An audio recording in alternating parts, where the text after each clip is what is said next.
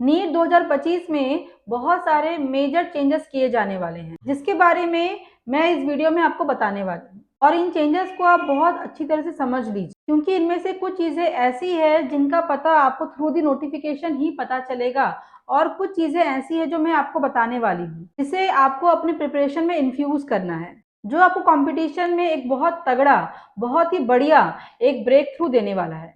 और सबसे बड़ी बात, इस बार there are very less chances कि बहुत सारे स्टूडेंट 720 ऑन 720 मार्क्स नीट में ले आ पाए, जैसा कि पिछली बार हुआ था। वैसा अंदेशा इस बार बहुत ही कम दिखाई पड़ रहा है। कई लोगों का ऐसा आइडिया है कि इस बार जो पेपर है वो काफी टफ होने वाला है, या शायद पिछली बार से ज्यादा टफ कर दिया जाएगा, क्योंकि जिस तरह से परेशानी एनटीए को पिछले साल हुई है, एक साथ इतने सारे बच्चों के मार्क्स 720 मार्क्स तक आए हैं, की वजह से इस परेशानी से बचने के लिए पेपर थोड़ा सा टफ कर दिया जाएगा। मैं यहाँ थोड़ा सा टफ वर्ड को एक्सप्लेन कर दूं। पेपर एनसीईआरटी ओरिएंटेड ही रहेगा, लेकिन जो चेंजेस होंगे उनकी वजह से पेपर जो है वो टफ फील होगा, और कम चांसेस है कि जो बच्चे हैं वो 720 ऑन 720 ला पाए। चेंजेस क्या क्या है इनकी हम थोड़ी सी बात कर ले। सबसे पहला जो चेंज है, नीट के अंदर कॉम्पिटेंसी बेस्ड क्वेश्चन जो है वो इंट्रोड्यूस किए जा रहे हैं।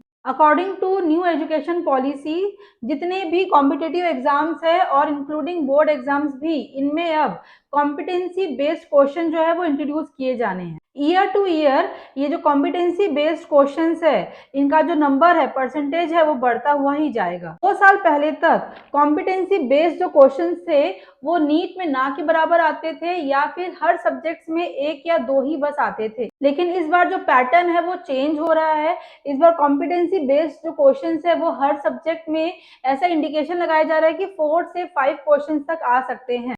मतलब ये जो क्वेश्चंस है वो बनेंगे तो एनसीईआरटी के बेस्ड पर ही, लेकिन उनकी जो सिचुएशन होगी वो रियल लाइफ या किसी एक्सपेरिमेंट, प्रैक्टिकल से जुड़ी हुई होगी। इसके लिए स्टूडेंट को अपना जो मेंटल एप्टीट्यूड है वो बढ़ाना होगा।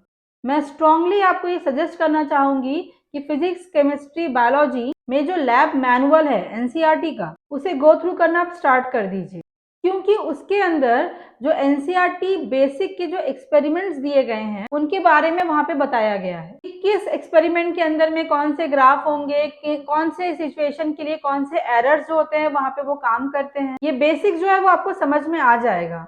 जो 4-5 क्वेश्चंस जो कॉम्पिटेंसी बेस्ड रहने वाले हैं, ये टॉप रैंक्स या फिर टॉप 500 रैंक, वहां पर के रैंक्स में ये काफी ज्यादा उतार चढ़ाव आपको शो करेगा। लेकिन अगर हम बात करें 1000 से 5000 रैंक के बीच में, तो वहां पर इतना ज्यादा फर्क जो है वो आपको नहीं दिखाई देने वाला। कट ऑफ उतना ही हाई जाएगा जितने पिछली बार गया था, क्योंकि बाकी का पोर्शन, बाकी का जो पेपर है वो एनसीईआरटी बेस्ड ही रहने वाला है। दूसरी चेंज की बात करें, जिसकी बहुत ज्यादा बात भी हो रही है, कि इस बार नीट संभवतः क्या हो सकता है, ऑनलाइन हो सकता है। अगर ये एग्जाम ऑनलाइन इस बार कंडक्ट होता है तो पॉसिबिलिटी है कि इस बार मल्टी शिफ्टिंग में एग्जाम जो है वो कंडक्ट हो।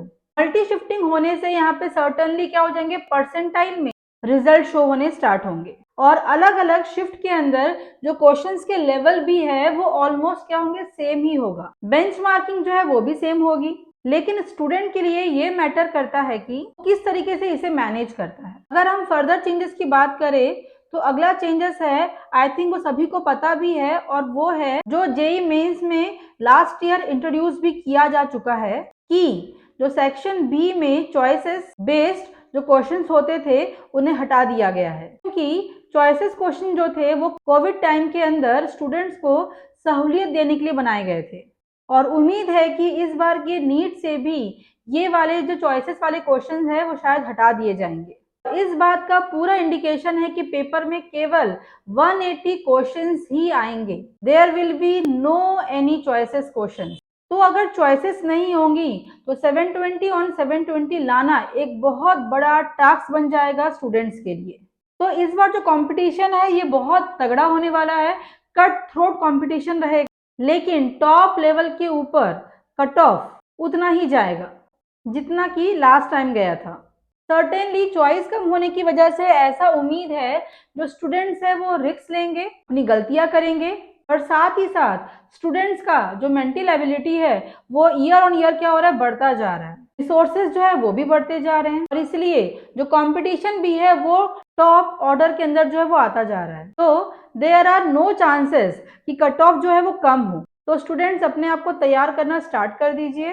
पेपर के अंदर के सारे चैलेंजेस आपके सामने आने वाली हैं, कट ऑफ भी हाई जाएंगी, तो अपनी कमर जो है वो कस लीजिए और तैयारी में जुट जाइए। All the best.